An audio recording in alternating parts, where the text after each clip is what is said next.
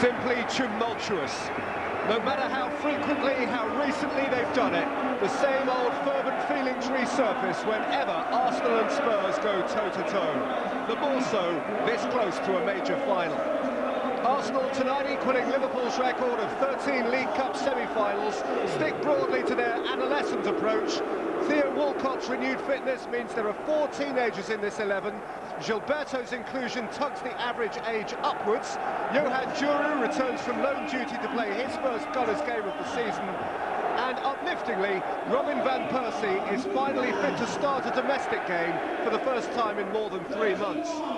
But the headline news is for Spurs and potentially England. Paul Robinson is left out and Radek Cherny plays in goal.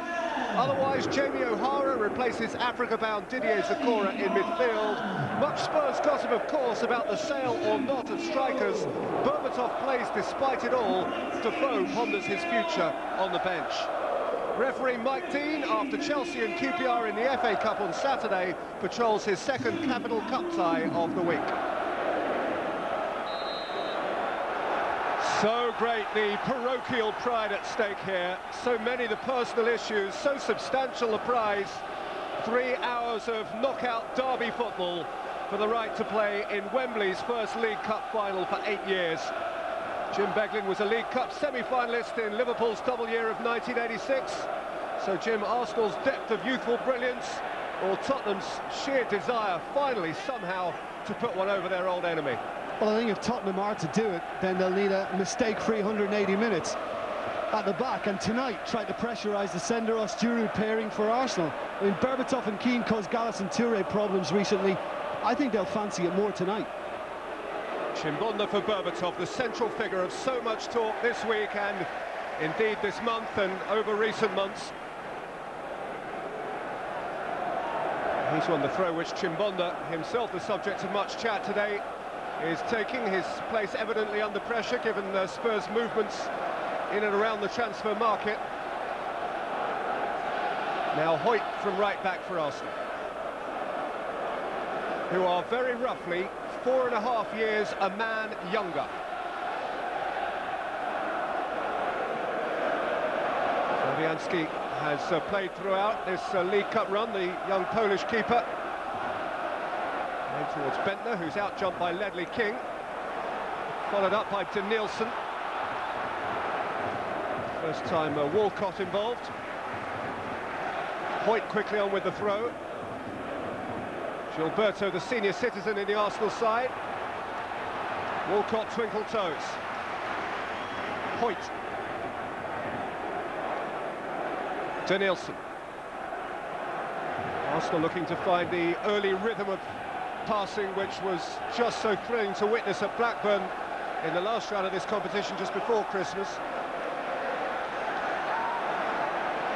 Xavi running into Lennon. I think that's what Spurs will try to do, certainly with Walcott, send him inside to where it's more congested. And on the other side, I mean, Diaby likes to do that anyway, likes to drift in on his right foot from the left. Hoyt, Walcott. Tackle from the Korean Lee. And now for the first time, Keane, who, having missed a penalty on this ground when Spurs last visited, has a personal agenda of his own. Walcott, though, for Arsenal, running at Lee. Touched away from Bentner and nudged out for Malbranque. His pass for Berbatov was errant. Gilberto couldn't profit, and here's Malbranque again, and Berbatov onside. And looking to locate Keane, away by Senderos. Malbranque first to it, Lennon wants some of it. Malbranque is penalised. Could have done a little bit better for me, Berbatov. This is a cracking little link-up play and a wonderful ball by Malbranque, nice and early. Now, Robbie Keane's did his utmost to get up and support, but it's weak from Berbatov. Didn't give him a chance. Berbatov, who scored the first goal of last year's semi-final at White Hart Lane, and of course got a goal here 3 days before Christmas. On each occasion in vain.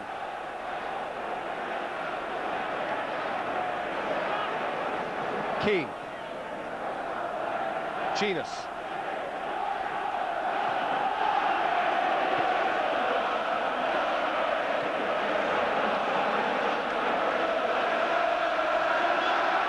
Jamie O'Hara, the young man in Tottenham's lineup who has previous association with Arsenal. Van Persie, Bentner. Nicely worked for Danielson, who's momentarily swapped positions with Walcott. King emerges for Tottenham. Berbatov, and King has kept going here. And Giroud got back. King.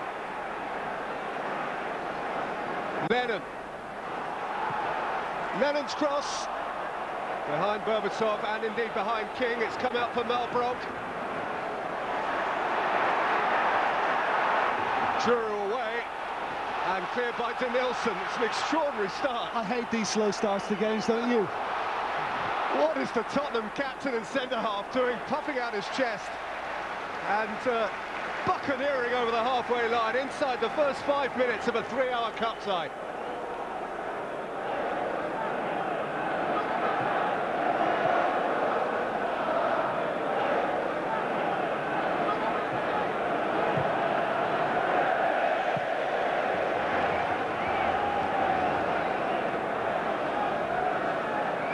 Major night for Radek Cherny, but he has plenty of experience on his side. He is 33 years old. He's played European football for Slavia Prague and indeed for Spurs. Well, these two haven't played together this season, Giroud and Senderos, and again there was no need for that, just elaborating a little too much when under pressure at the back.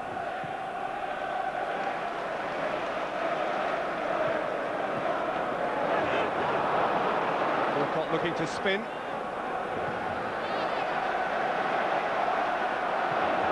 Danielson, Diaby, Bentner.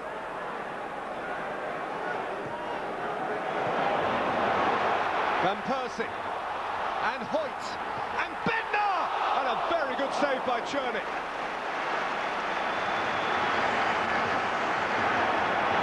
First genuine test on the night of the stand-in Czech keeper.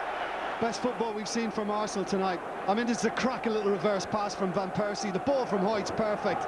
It's a really good header from Bentner as well. And Cherny is equal to it. That's cracking football all round. Berbatov, what a good take that is. And he's away from Diaby. Bitten at by Gilberto. He's run into Senderos and he's got a free kick. Not for me. I think Berbatov has won that for himself. But I can't take away the glorious touch to begin all that. How good is this? How good is that? With Diaby putting pressure on him. And then when he knocks it past Senderos, I think he makes the most of it. I think the defender's a little unlucky to see this given against him. He just stands his ground, Senderos. I think that's harsh.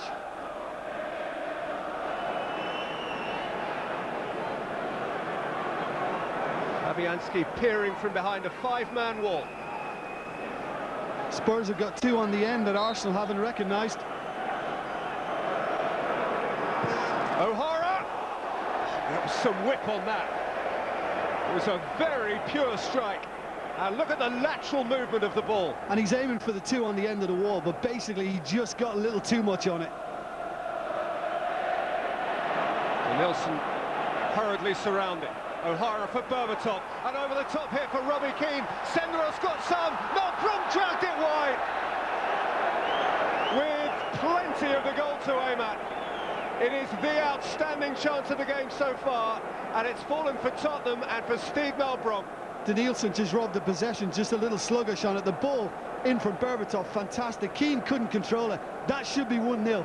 Without a shadow of a doubt, Malbranque should have netted. That is a stay awake at night and fret sort of a miss. In a North London derby with 2/3 of the goal available. Leonard, Berbatov. Can they carve out another one here, Tottenham? Berbatov again, that's a beautifully weighted ball, and Fabianski came and Keane stole it from him and then did it again towards Malbranque, who's headed wide. Well, he's done well to get anything on that this time, Malbranque. But again, he was always under pressure. I don't think he quite meant this, Berbatov. I think it was to be more central. The best thing Fabianski did was pull out of it. Otherwise, it could have been a penalty and a sending off.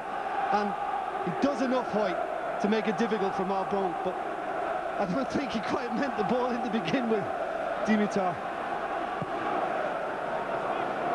His face gives nothing away, does it? Whether deliberately or otherwise, he's a great stylist. It looks good even when it's not intended. And there is a man who has won 3 trophies, 3 major trophies in the last 2 years. Back-to-back UEFA Cups. That's a possibility for him still, of course, this season. But for now, he's concerned by Gilberto.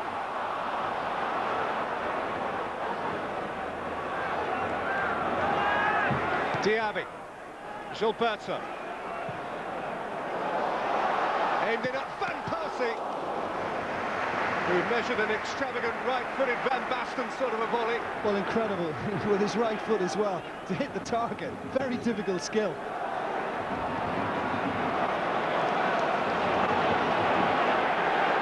Berbatov rolled through towards O'Hara, seen by Hoyt, taken back by Berbatov. In goes Malbronk, and out comes Fabianski. Well, I think Spurs have got to get Berbatov on it as much as possible. All he needs is runners, because he's got the vision and he's got the execution to pick him out, no problem. But that little ball attempted for Malbronk in the end was just clumsy by his standards. That was a chance to get him in again. He has been a central figure in very recent times, Steve Malbronk.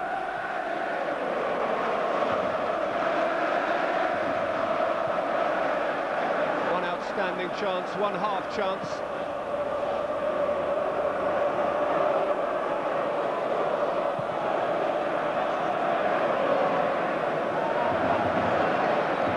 King got higher than Benton. O'Hara hooks it forward. Giroud worried by Keane, who's rolled it in for Berbatov. And Fabianski had to get horizontal pretty hurriedly. Arsenal have got to deal with him. They've got to sort him out sooner rather than later. Is there a little handball from Robbie Keane? I thought there was. I thought he used the left arm, but he does so well to hold it up and then find his strike colleague. Surprise value in Berbatov's shot. I think most in Arsenal colours thought he'd switch it on for Lennon. Miscue by Senderos, out by Giroud. Tottenham certainly having their best spell of the game here. Lee, Genus.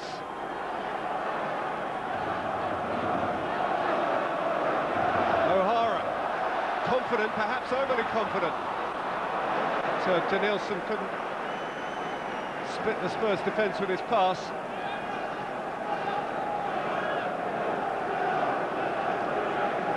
I think Tottenham are playing the better football at the moment, and a lot of it is because of this man, Berbatov.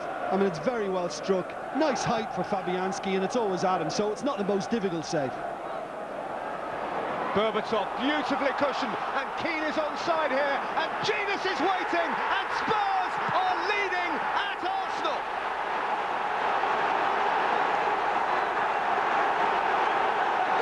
Jermaine Genus fulfilling every Tottenham Hotspur dream. This is where they most want to win, and this is where they are leading, and it was a beautifully crafted goal. Well, the key here is Robbie Keane's run. He timed it to perfection, just stayed level with Senderos long enough, waited for the Berbatov pass, which is delightful again. He got his head up straight away, Robbie Keane. I'm not going to complicate it, I'm going to pick out the support. Genus is always willing to get forward from midfield, and it's a simple tap-in. And for me, Spurs deserve that, because I think they've been the better side. Not taken him long to learn how much this fixture means. Berbatov. Nicked on for Keane, who couldn't roll it on for Lennon, but it came back to Genus, who tested Fabianski. Good strike. Crisp hit. A good crisp hit. And, you know, and good play again from Genus by supporting the play in front of him.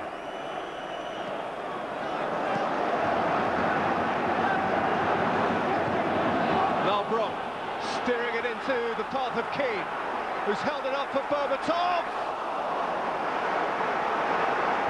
Fabianski clutched it out. Diaby ran into Chimbonda and then fouled Lennon. Arsene Wenger and Arsenal last lost to Tottenham November 1999. This is the 21st match since, and Tottenham lead.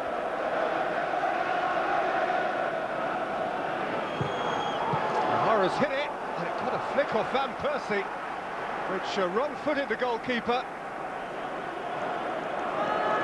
The last set piece of the half will be a Jamie O'Hara corner for Tottenham.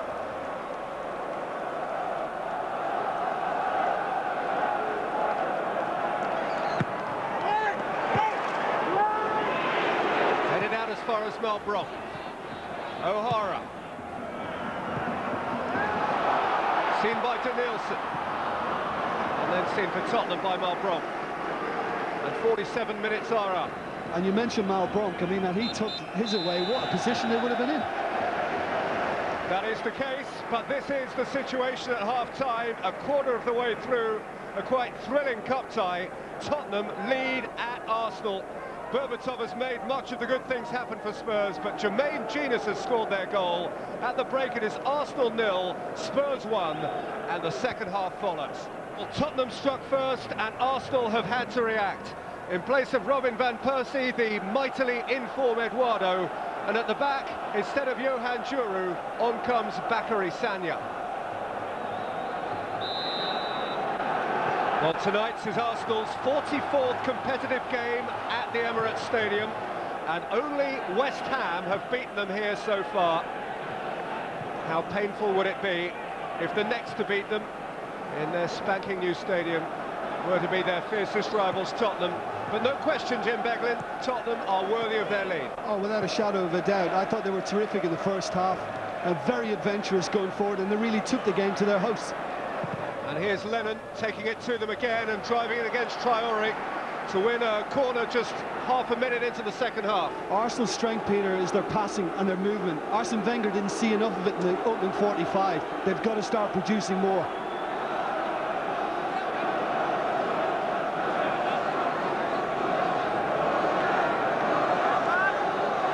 Berbatov making his presence felt. O'Hara playing it in. Fabianski has lost it. And it's hooked away by Danielson. Forward again by Malbronk. Keane.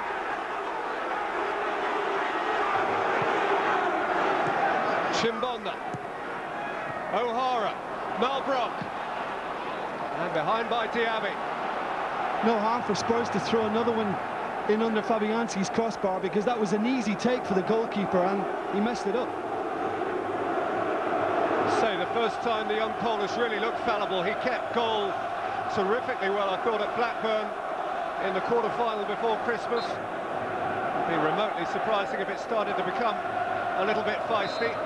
King and Dawson and Berbatov jinking and moving. O'Hara playing it in. It's a fine thrusting header by Sagna. Last man back for Spurs is Lee.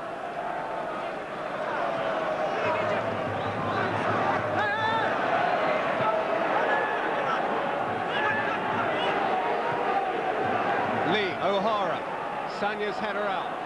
Gilberto, Diaby. Taken away by Lennon, quite a handball, very close to Mike Dean. Had a better view than anyone in the ground, and he said no.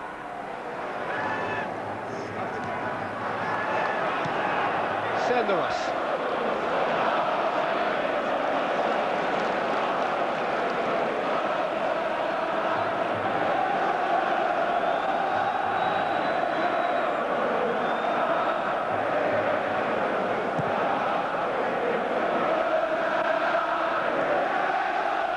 Malbronk. Keane. Malbronk. Berbatov offside again. Looked a correct call. Looked as if he just ghosted in a little too early again. There he is. He's just gone off. And the right call.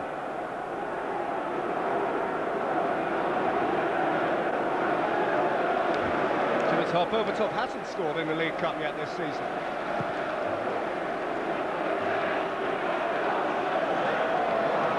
Almost as surprising from a Spurs point of view as 3 clean sheets. In all competitions, it is 5 games since they kept a clean sheet.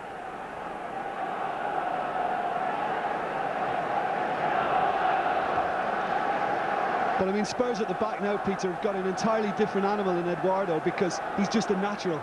You know, his technique is so good, he's unfazed, he's always composed, and if he gets a chance, then those 2-touch finishes are fairly deadly.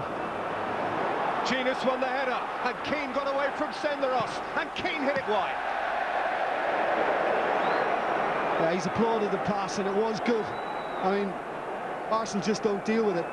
Not a good touch from Senderos, then he's cut out. He'd be just a little annoyed, Robbie Keane, he didn't hit the target. There's the man. Fabio Capello doesn't get to watch Paul Robinson tonight, but he has seen an Englishman score the only goal of the game so far.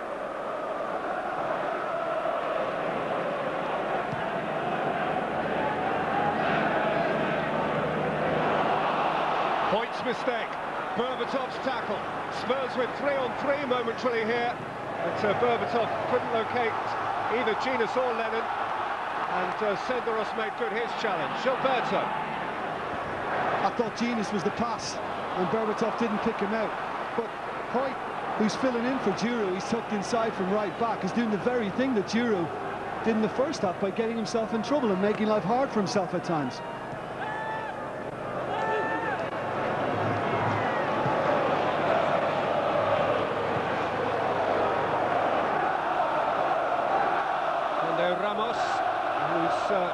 Most recent local derby prior to his involvement with Tottenham would have been severe against Real Betis, when, if memory serves, last season he was hit by an object, wasn't he, and knocked unconscious.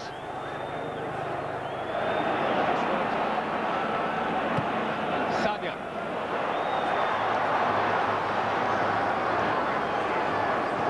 Bentner. Malbron. Toying with trouble, just about getting away with it. Lee may not. Bentner. Diaby. Turning clear of Malbron. Threatening to shoot. And squeezing it wide for Sanya, who was at full stretch as he dispatched his cross and made contact with the would-be tackler and has stayed down. Well, it was Ledley King, who seemed to be just a little bit late. I mean, as they approach, once the ball breaks, I think it always favours Sanya slightly. But Ledley King was fully committed, and he does catch him just a little bit.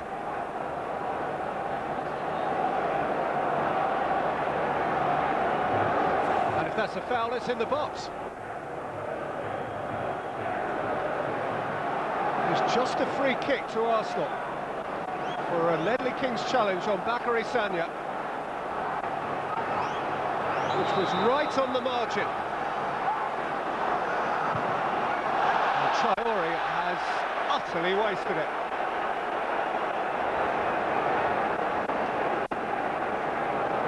Well, if you go for something with that kind of pace behind it, you have to get it right. Otherwise, it can look embarrassing.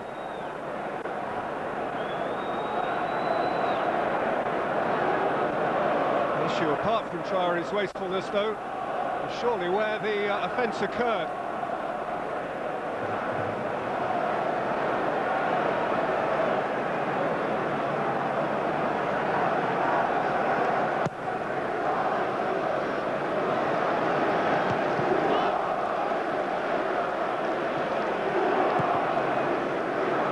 Hoisted over the top by Dawson, and Keane couldn't take it.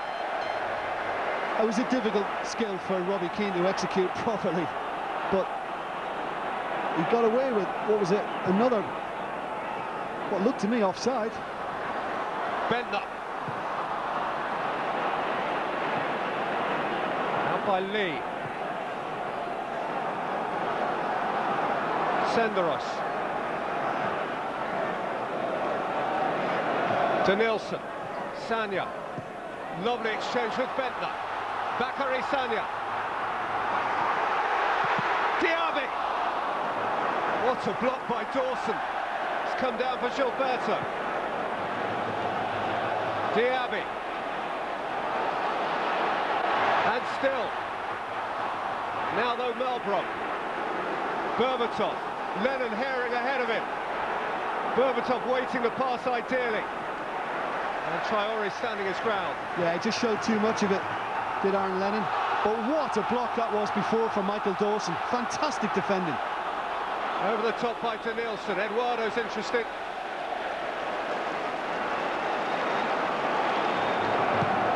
Been impressed by Spurs as well defensively in that they're not conceding too much space by dropping deep. They're pushing Arsenal up and they're not afraid to allow that space in behind. Foul on Aaron Lennon. Gilberto disputing it. So we're going to make a change here, which involves the introduction of the 20-year-old German Kevin Prince Boateng in place of Steve Malbronk, who missed that golden first-half opportunity before Spurs took the lead, but who nonetheless has contributed fully to their excellent effort on the night.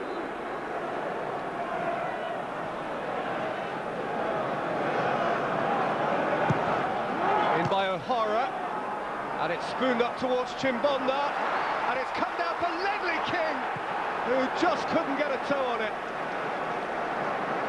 I tell you, Gilberto did brilliantly to stay with him.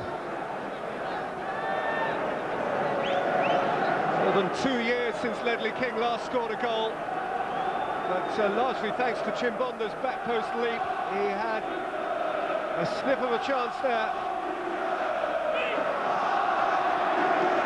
Berbatov, Keane. Sanya can keep it from going behind.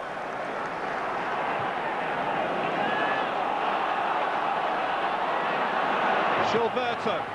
Arsenal with 12 minutes to save their unbeaten home record, and with Theo Walcott!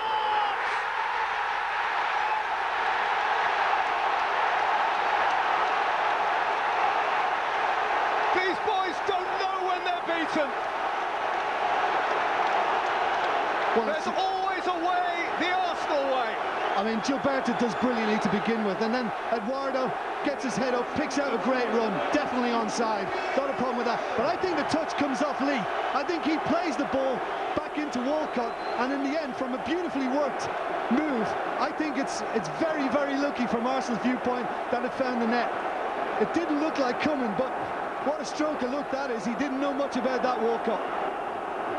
Tottenham are throwing on Jermaine Defoe, a player whose future is up for so much debate and gossip, replacing Robbie Keane.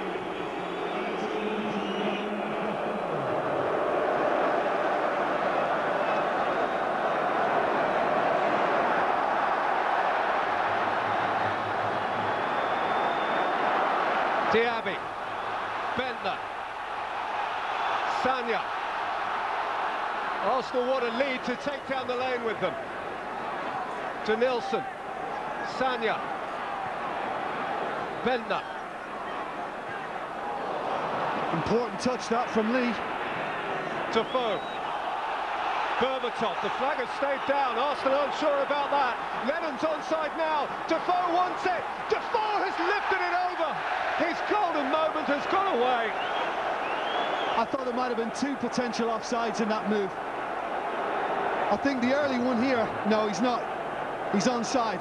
I mean, Senderos just moved up too late. They wanted offside for Berbatov. Cracking little ball here to Lennon. Now, does he go ahead? No, he's not offside either. Oh, he should have buried it. Should have buried it. That is Arsene Wenger, as animated as you ever see him. It's Randall for Gilberto, with 3 minutes being added on at the end of the 90. Diaby.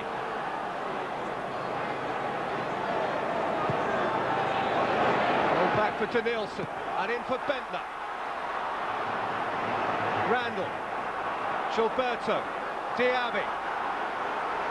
Bursting through Abu Diaby. And winning a corner. Well, it did well to get that in Diaby because he was under huge pressure.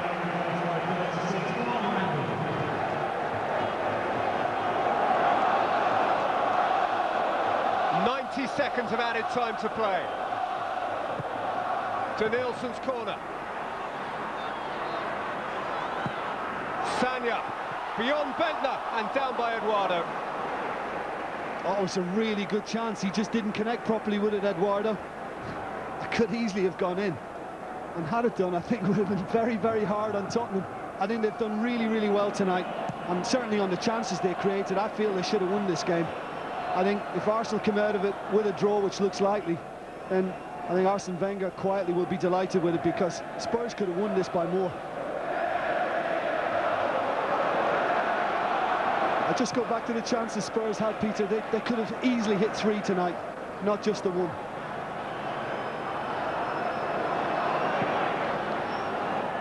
Guided forward by Genius. Lennon is prepared to chase. Look how quick he is. He's a little unlucky there. The energy he found in the 93rd minute of a cup tie to race down that line with Traore is really laudable. Fabio Capello might have got his biro out to make a note of that.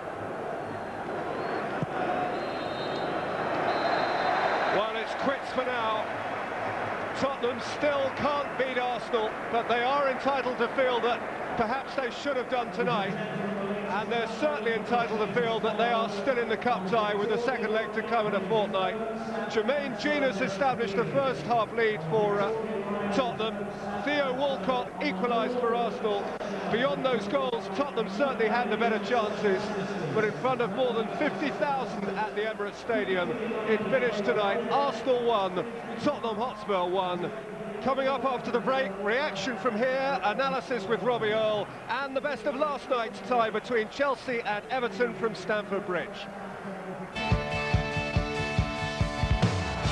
Bender! And a very good save by Cherny. Jesus is waiting, and Spurs are leading at Arsenal. Theo Walcott!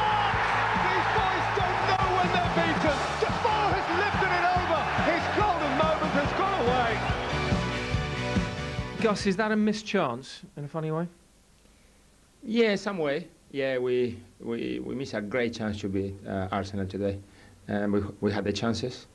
We play better than them, but that's football. It's not only about what you do with the ball, it's also how you finish a game. Frustrated, I think, is the word. You know, to get ourselves a goal ahead, create the chances that we created here. You know, to not go back to the lane with a win is a bit frustrating, but you know, there's another game to come, so you know, there's more to come in this game. I feel we have a good chance after the game with the 1-1 of tonight to qualify over there to White Hart Lane, and I'm sure that this group has shown tonight, even not at their best, they're mentally very strong, and they will show that in the second leg. How much has Dimitar Berbatov underlined tonight, his importance? Outstanding in the first half. Yeah, he's brilliant. You know, I think he's done that. You know, throughout all of last season. You know, he's done it today. I mean, done it today again. So you know, he's very important to the club. You know, and hopefully we can hold on to him. Is this going to be another hard luck story for Tottenham against Arsenal? Is that your worry? No, that's all. We prove everyone, but especially ourselves, that we can beat them. So that's the key. That's the part of the game that we have to take into the next one. So psychologically, how pleased are you with the way things are now? Having lost at the Emirates the last time you were here, now it's a draw. Can Tottenham finally feel they can beat Arsenal? You say, yeah, I think it's the next time. It's been a long time, you know. Yeah, no, it's the next time. It has to be this time because we are desperate to be in a final, and that's something that we have to do now. Well, Spurs are getting better, closer to a final perhaps, certainly closer to beating Arsenal than they have been for a while. Are Arsenal closer to a final than they should be? Well, in some ways, both clubs, to me, get credit out of tonight's performance. Spurs for the way they played. I thought, for me, they were the better team and should have won the game. We have to credit Arsenal for the mentality of this young team to hang in there and to snatch a draw and keep themselves very much in the tie. Spurs getting more resilient under Juan de Ramos, and that's partly to do with the way they go forward, but also about Ledley King at the back. Yeah, very much. I mean, they've conceded cheap goals, and that's undermined anything that's happened in the past. But just Ledley coming back has had an influence over the team, over the back four, and certainly for me over Michael Dawson, who I felt was having a bit of a poor time of things. But this is the Ledley we don't particularly expect. Over the halfway line, keep chasing through, gets towards the penalty box, and as we say in football trade, has a bit of a nosebleed, runs out with a bit of steam, and he's looking for some help here. Happy to pass on. This is the Ledley we expect. He reads situations better than most. What he's brilliant at is defending these things. If you're going to stop goals, you have to get across, deal with it properly, calmly, cleanly, and get on with the job. And he's been has a huge effect. The important thing is, can they keep him fit? Can they keep him out on the pitch now? Yeah. Also, you felt more really of an all-round game from Jermaine Genius, including the opening goal tonight. He looked more dynamic than I've seen him, looked fitter. I'm not sure if he's a bit leaner. We talked about the fits. This was the first goal. Keane's clearly onside. It's a clever run by Robbie Keane. The link up with Berbatov, that's the linesman's view, gets it perfectly right. The run and the thrust comes from Janus from in the field. This will delight Ramos to see Janus in that position with a cool head. We've not always seen it. This won't delight Arsene Wenger, the defending. This is young Traore. He gets preoccupied with Lennon, the fullback, when the space is the big problem. The ball's on the opposite side of the pitch. Traore should be in this kind of position here, Matt, holding a position where he can support Senderos and close that space. If he's there, he deals with that run from Janus and maybe stops the problem. If he doesn't, and Spurs get themselves off to a good start. Now, inevitably with Arsenal, they are at their most dangerous, you guys keep saying, when you're attacking them. And actually, Ledley King's in a good position for 2-0, which quickly becomes 1-1. Again, goal scoring's not his biggest asset, Ledley, but he has half the chance here to make it 2-0, and you think the game's then, you know, there for Spurs taking. They don't. 45 seconds later, this happens. Run in from Walcott. There's a little bit of fortune, we'll find out, with the goal, but this is Arsenal at their best. It's a really good run by Walcott, inside the fullback, perfectly timed, he's onside. Once he gets there, there is a recovery tackle from Lee, and he's really unlucky, the Spurs defender, because watch what happens. The ball pops up, hits Walcott on the hand, that deceives Tierney, and they get the goal. It was a correct goal and a correct decision, but as you not say, a handball, because it's but as you say, just when you're on the attack, Arsenal let you on the counter. Yeah, and the tie, nicely poised now. Perfectly poised, and both sides will feel that they can win it, which sets the tie up brilliantly for next Yeah, and of course, as opposed to last season, the second leg at Tottenham. So we look forward to that in nearly a fortnight's time. The ball, his strengths. I don't know, he's a player that at any moment he can come in, he can score a goal for the team, he can make the team win. Even if he's a header with his left foot, right foot, for me he's an exceptional player. Oh, Fabregas, surely! Yeah, he played fantastic. Not just him, but Arsenal. Everyone worked together. But I think Cesc Fabregas, he played very well, Adebayor as well. And I think Arsenal have a great team. It seems that most neutrals are saying Arsenal are the most enjoyable team to watch. Do you agree with that? I don't know. I don't see it from outside. We are all enjoying the football inside, so it's good to hear that people enjoying from outside as well. But of course, when I watch teams like Man United as well, I really enjoy it myself watching them as well. So I'm sure there will be talking about everybody. It's Ronaldo. Oh, magnificent! We try to play good every game, but sometimes it's not possible. Now Arsenal, I think, play fantastic. They have a good team, young team, and practice a good football. But I think we are the same. We have a great players, and you are in the top. You need to keep going like that. And the most important in the football is to win 3 points. People said Arsenal couldn't win anything this season. Does that bother you? No, because I know what we could do. You know, it's a shame, you know, that. Sometimes people, you know, too quick. They expect things too quick, you know. But it's up to us, you know, to show them they were wrong, and that's it. I'm not gonna get into people, you know, that don't believe in us. Ronaldo. Oh, brilliant goal! In your time, or even in your career elsewhere, do you think this is the best group of players you've played with? Maybe some people say yes, because individual, the talent we have, it's a great talent. But if you don't win nothing, the people say it's not the best group. You need to win the Champions League or the League or FA Cup. I think the trophies is the most important. But I think in my time, maybe it's the more talented team.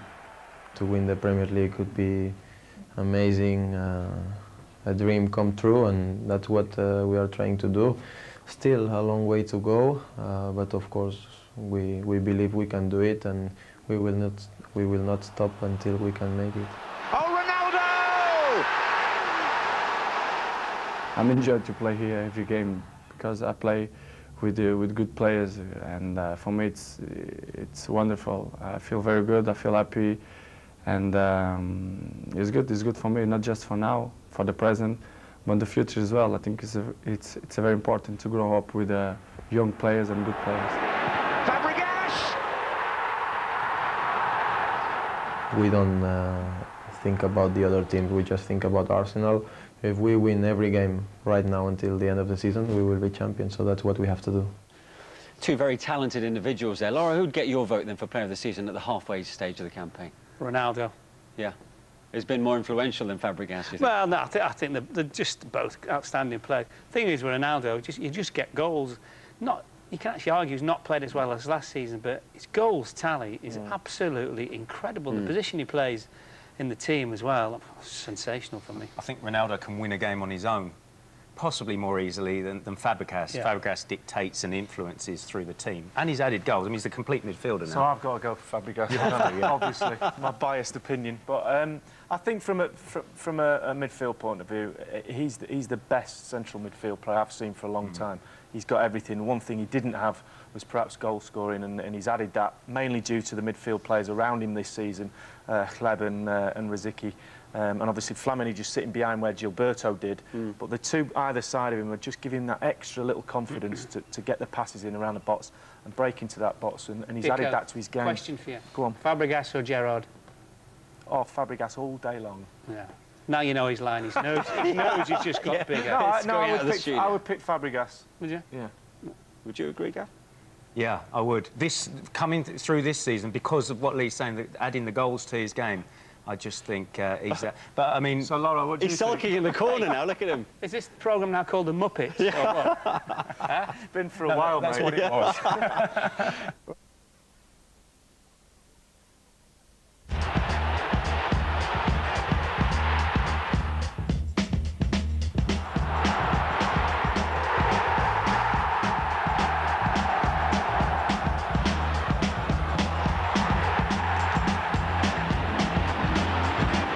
Tomasz Rosicki's style suits Arsenal perfectly.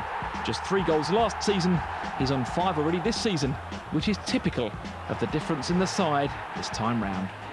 This season there seems more shots coming in from around the area. There seems sometimes the long ball from the back tries to work. Was that a deliberate ploy to try and mix it up a little bit this season, to try different things? Yeah, maybe. I think last is definitely better than last season. That sometimes there was a lot of situations that we overplayed, and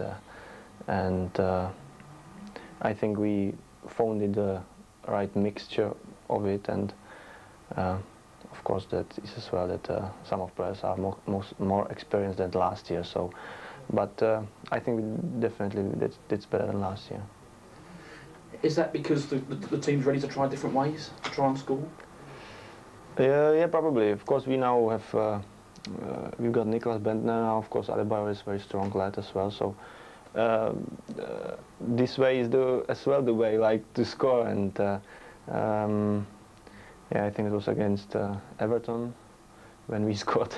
That wasn't a typical Arsenal goal. So that was a long balls to the forwards, and I think Eduardo scored twice from this. So yeah, we can score like this as well, because yeah, these players like Bentner or Adebayor are very strong in the air, and it's good to have this variation in the game, of course.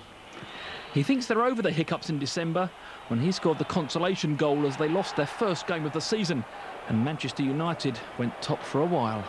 These games we didn't play well, and but I think it's behind us, and it was only 2-3 games when we wasn't able to manage our game, and it was really poor. And sometimes, of course, you never want to lose, but I think when we lost against Middlesbrough, everybody realized against that you have to work every game and work or to play at your best every game in this league, and so sometimes the loss push you a little bit. So it might help in some ways. Yeah, well, of course you never want to lose or something like this, but I think the loss against Middlesbrough, it was maybe a little help, yeah. We shouldn't be surprised at his ability. It's in the genes. His dad and brother, not to mention a couple of uncles, all played professionally.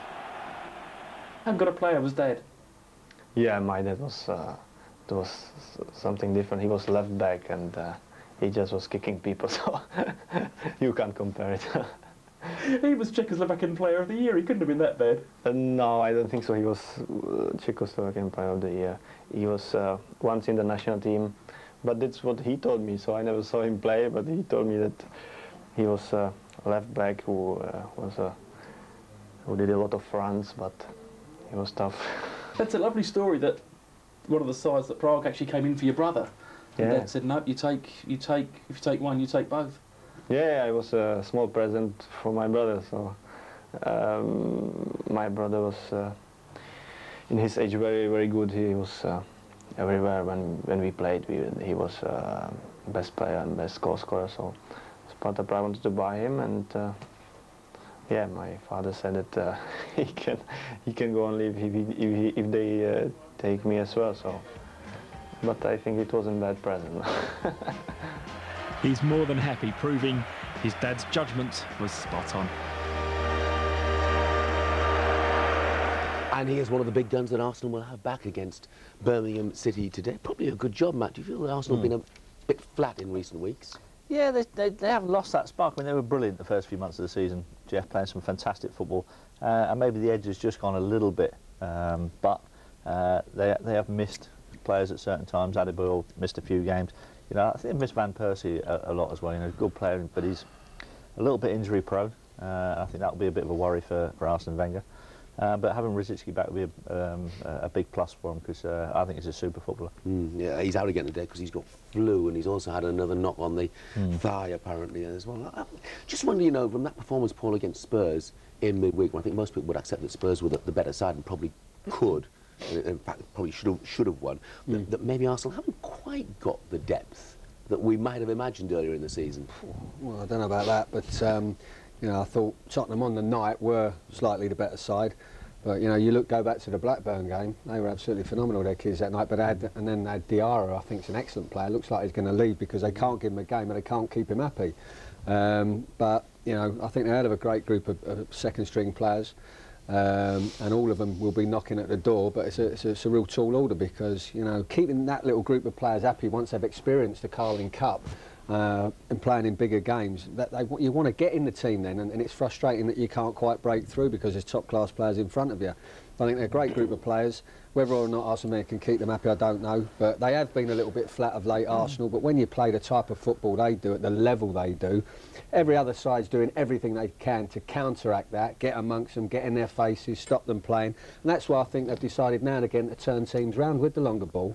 Because that makes them people just stand off you a little bit, and then you can start playing again. And it's that mixing up of the game that I think, you know, might just work in their favour. Interesting as well today, Jeff. Arsene Wenger was in the Independent, talking up the quality in his under-18s and his academy players as well, and a lot of English boys coming through. He's very excited about what's coming through behind this string of players that are already on the brink of the first team. Of course, we have to see how many of those eventually do break into the first team, because it hasn't happened in the past, has it? That's been the thing. But, you know, I'm talking about strength and depth, and specifically I'm thinking about central defence, Phil, in that position you're well used to. I mean, Philip Sandros played and Johan Djuro in midweek. We know that Touré's gone to the African Nations Cup. In fact, Arsene Wenger has said, you know, we have a problem in central defence. Perhaps I will have to play there. But in fact, they're talking about Gilberto or Justin Hoyt maybe being moved in there. Now, is that good enough if you want to win the Premier League? No, obviously not. And he is a concern there. And Gilberto's gone in there and can do a job. And it happens when you throw, say, a central midfield player and who can go and do a job at the back. It can work for maybe 1, 2, 3 games, but the more they're there, the more they get a little bit more cocky, because they are a centre midfield player, and that runs its course. Then they start getting found out and everything. That's happened with Gilberto when he'd done it before, but I think more so it's happened with Sandros. The more he's in there, he's become extremely prone to that mistake which costs a goal, which is Titus Bramble has been pulled up on it. Do you think he gets unfair treatment because maybe he's not quite as comfortable on the ball as everybody else at the club? To me, he's not comfortable on the ball, and that's why he doesn't sort of fit in. He's a great competitor, and he will, if put his tackles in or whatever. But sometimes with him, Jeff, he's too erratic for me as an Arsenal player. He wants to get too close to people because he wants to win the ball too early. Sometimes that can't happen, and I think that is why he's not playing as regular now. And now that they have to rely upon him, on the long term, that is where they will struggle. Have William Gallas back today, of course, which is a huge plus for them. Just go off on a tangent for just a moment or two. Manuel Almunia has told the Gazzetta del Sport this week that he would immediately take up English citizenship if Fabio Capello needs him. How should we react to that, Phil, do you think? Worryingly, I would say. He's a good goalkeeper, not up to the standards that I think, but what a shocking thing to happen is that we would end up now, people just change nationalities to start. Can't have that, can we? We can't. We've got a manager there, and I think that's where we draw the line. OK, as far as Birmingham are concerned today, Alan McInally, it's a big ask for McLeish, isn't it? And he said this week after the defeat at Huddersfield last week, which he said he was ashamed of the performance there. He said everybody's had an opportunity. Said some of them had a bad day at the office. It sounds to me like there are going to be significant changes there. Yeah, sounds like it'll be an up and down sort of rest of the season for him, really. Yeah, there'll definitely be changes. I spoke to Alec when they played Bolton. Is there anybody that you didn't speak to this week? No, not this week. I said at Bolton. This is you spoke to everybody here. 1, 2, 3, 4, 5 matches ago, actually, Philip. I was joking getting on in Portugal. All right. In fact, Gerard Houllier said he said hello. I said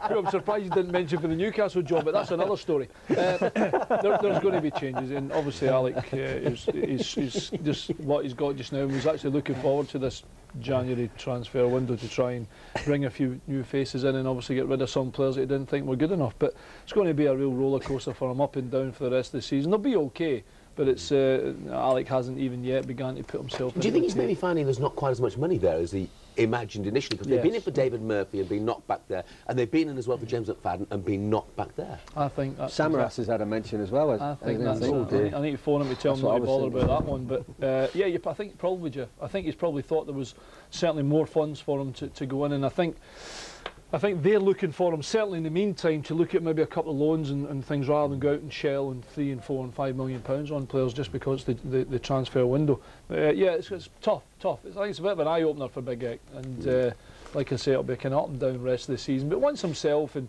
Big Roy get a grip of the team and things will be okay for them, I'm sure. I mean, it's interesting. We talk a lot about the African Nations Cup. We talk Chelsea and how they're going to be affected, and Arsenal and how they're going to be affected. But in some ways, Matt, you look at a club, a medium-sized club like Birmingham City, and they've lost Mehdi Nafti to go out there. Radi Jahidi's gone out there. Juru's gone back to Arsenal to cover for Toure, who's gone to the African Nations Cup. And in a way, the African Nations Cup is affecting a club like Birmingham more than many others. Yeah, very much so. You're absolutely spot on, because the guys at these clubs, Jeff, who are regulars in those kind of teams, they haven't got the squads to cope with it like the big teams have. Chelsea can lose a few players, but they've got internationals that can come in and fill their places. Big blow for Birmingham, but the managers have got to take that into consideration when they sign the players, Jeff. It's no good bleating about it now when the tournament. Well, Alan McLeish didn't sign them, of course. No, that's true. But there are other managers who do bleat about it, who have signed African players and try and keep them. Who are you thinking of? Try and keep them for as long as possible. Don't say. We can all read your mind. Not me, surely. Yeah, OK. Arsenal against Birmingham. I'm going to get some predictions. Before we do, let me just point out, in the interest of fairness here, that Birmingham have not won at Arsenal since 1957, when Wake Up Little Susie was #1 in the charts. What do you think, Matt? I think it might be a home win. OK. Paul? Home win. OK. I think it was a good song. It was? Remember it? Arsenal. OK. Can you remember it? Jeff was 12 when it was out. Alan McInally. Oh, you finished? Arsenal, Jeffrey. OK, thanks very much indeed.